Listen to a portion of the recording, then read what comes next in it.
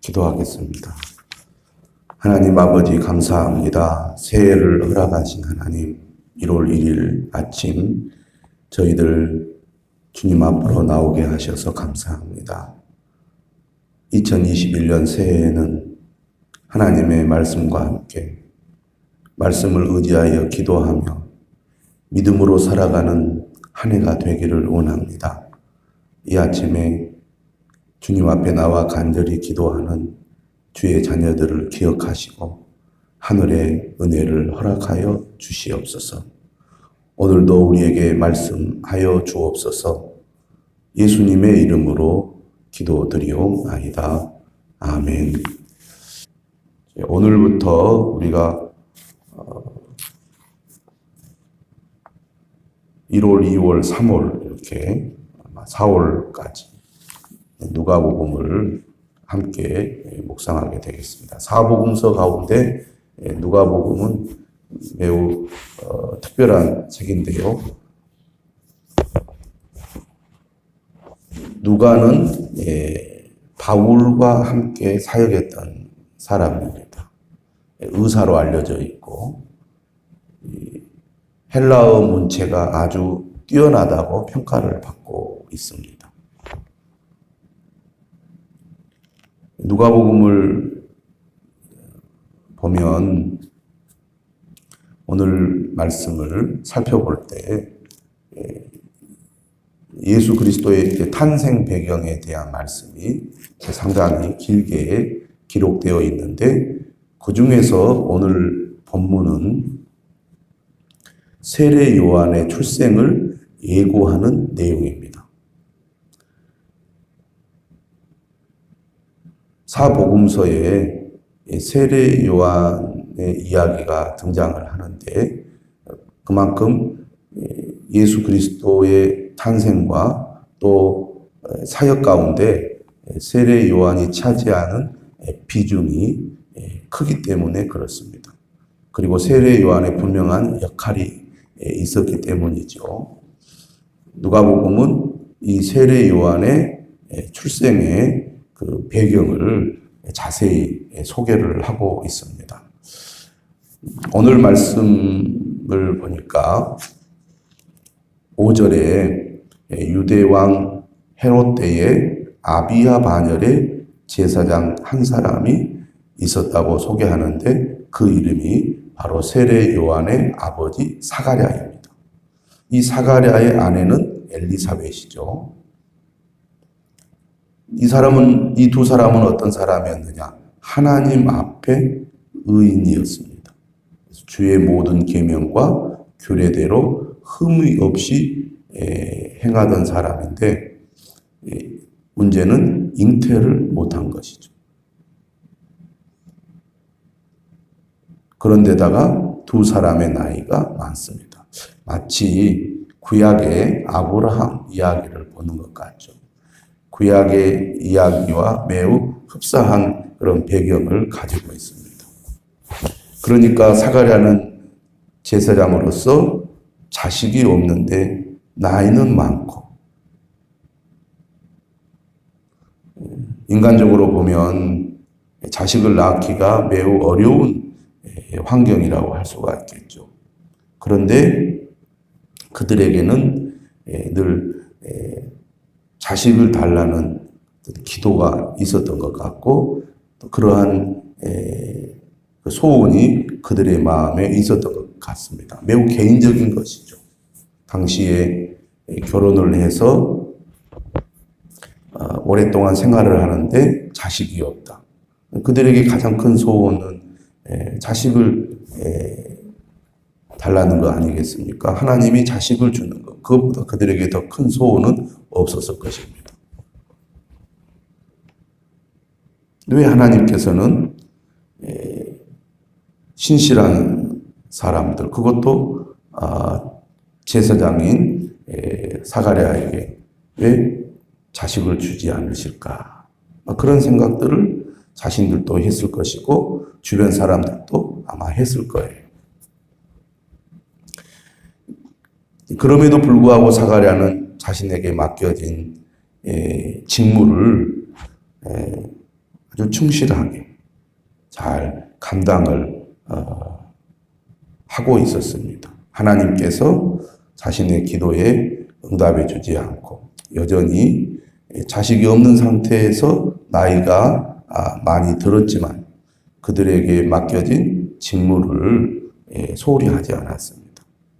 그래서 18절에 보면 그 반열의 차례대로 하나님 앞에서 제사장의 직무를 행했고 또 제사장의 전례를 따라 주의 성전에 들어가서 분향하고 모든 백성은 그 분향하는 시간에 밖에서 기도를 합니다. 매우 일상적인 것이죠. 사가랴에게는 늘 해왔던 대로 순서를 따라서 자신의 직무를 행하고 있는데 이전에 해왔던 것과는 전혀 다른 신기한 일이 일어난 것입니다.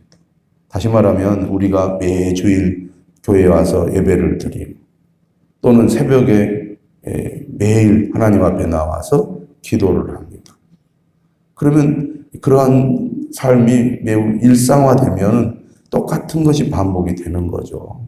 겉으로는 전혀 다를 바가 없는 매우 평범하고 일상적인 삶의 반복이 우리의 삶 가운데 계속 진행이 되는데 어느 날 갑자기 이전에 전혀 경험하지 못했던 일을 경험하게 되는 겁니다. 지금 사가랴가 그런 경험을 한 거예요. 전혀 예상치도 못했고 생각지도 못한 일이 일어난 겁니다. 그러니 얼마나 놀라웠겠어요. 그래서 12절에 보면 매우 무서워했다고 그랬습니다. 근데 그에게 나타난 존재는 바로 천사, 주의 사자였습니다. 사가랴가 놀라니까 천사가 말하죠. 무서워하지 말라.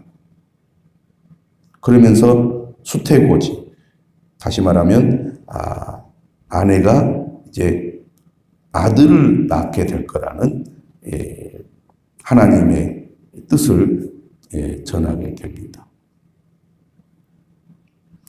네 아내 엘리사벳이 네게 아들을 낳아주리니 그 이름을 요한이라 하라. 근데 그 앞에 어떤 말이 있어요? 너의 간구함이 들린지라. 사가랴는 믿음의 사람으로서 신실하게 그의 직무를 감당했던 사람입니다. 그리고 개인적인 소원이 있었던 거죠. 그 부부에게. 나이가 많도록 아이를 낳지 못했고 이제 점점 자식을 낳을 수가 없는 그런 이제 상황에 처하게 되었는데 그럼에도 불구하고 그 부부에게는 소원이 있었던 거죠. 하나님, 우리 가정에 아들을 주십시오.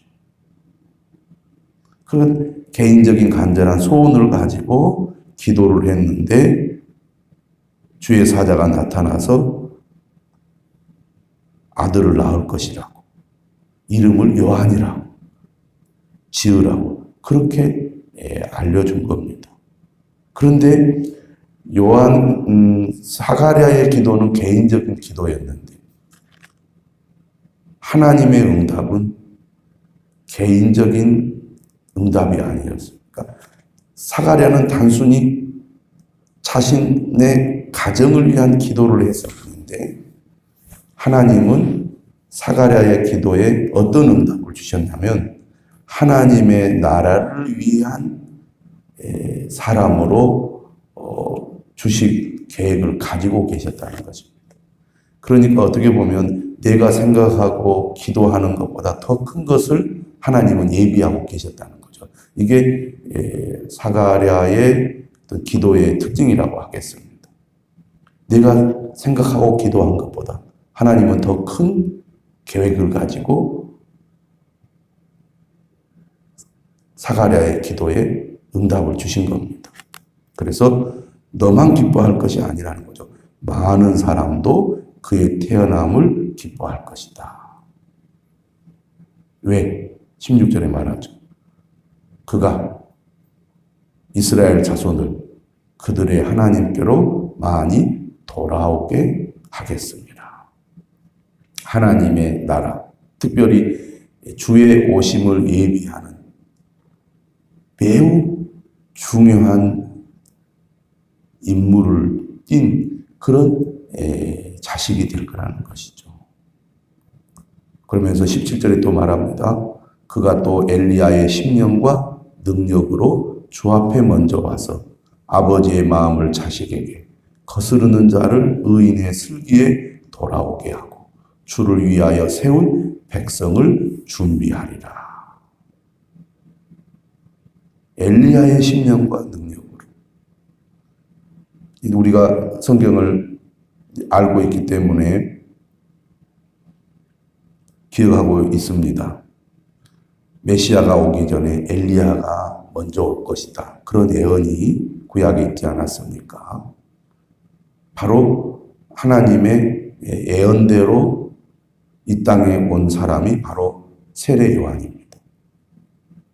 그런데 하나님께서는 이처럼 신실하게 믿음으로 자신의 직무를 감당하면서 하나님 앞에 기도한 사가랴에게 하나님의 나라의 귀한 사람으로 주의 오심을 예비하는 매우 중요한 사람을 사가랴에게 보내주신 것입니다. 그런데 문제는 이러한 하나님의 응답을 받고도 사가랴는 너무나 이 뜻밖의 경험을 하다 보니까 믿을 수가 없었던 거죠. 믿을 수 없어가지고 18절에 보면 어떻게 그것을 압니까? 그러면서 하는 말이 내가 늙고 아내도 나이가 많습니다. 꼭 아브라함처럼 얘기를 합니다. 우리가 그런 거 있잖아요. 열심히 기도하다가 하나님이 응답해 주신다고 그러면 또 그것을 잘 받아들이지 못합니다.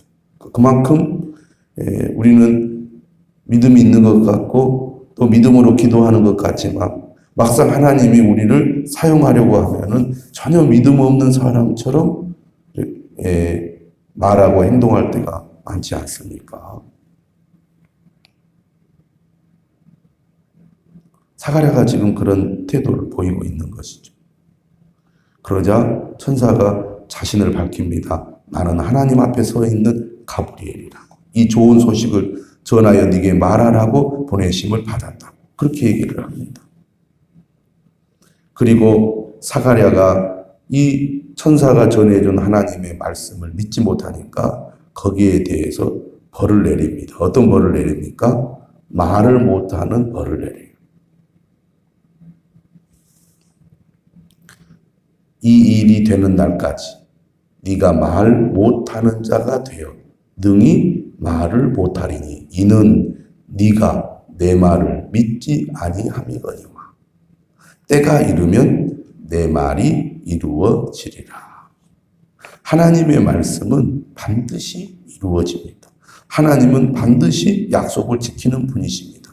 그런데 우리는 하나님의 약속의 말씀이 우리에게 주어졌음에도 불구하고 신뢰하지 못하고 의심할 때가 많죠. 우리 마음의 생각에 의심이 있으면 늘 말씀을 듣고도 말씀을 보고도 믿지 못하고 뭔가 부정적인 생각을 가지고 말씀을 바라볼 때가 많이 있습니다. 그런 우리의 자신들을 보면 믿음이라는 것도 하나님의 은혜인 것 같습니다. 하나님의 은혜가 임해야 말씀이 믿어지고 말씀이 믿어질 때 그 믿음을 통하여 하나님의 말씀이 역사를 하게 되거든요. 그러니까 하나님의 말씀이 우리에게 분명히 주어졌는데도 우리가 그 말씀을 믿지 못하니까 우리를 통해서 하나님께서 역사하지 못하고 또 우리를 통해서 하나님의 말씀이 능력을 발휘하지 못하는 그런 일들이 많이 있습니다. 그래서 우리가 신앙생활할 때 믿음이 참 중요하잖아요. 근데 믿는다고 하지만 구체적으로 말씀과 이렇게 부딪히게 되면 믿음으로 하나님의 말씀에 반응하지 않을 때가 참 많습니다. 사가랴도 믿음이 좋은 사람 같지만 결정적인 순간에 불신의 태도를 보이잖아요. 오늘 우리도 그럴 때가 있습니다.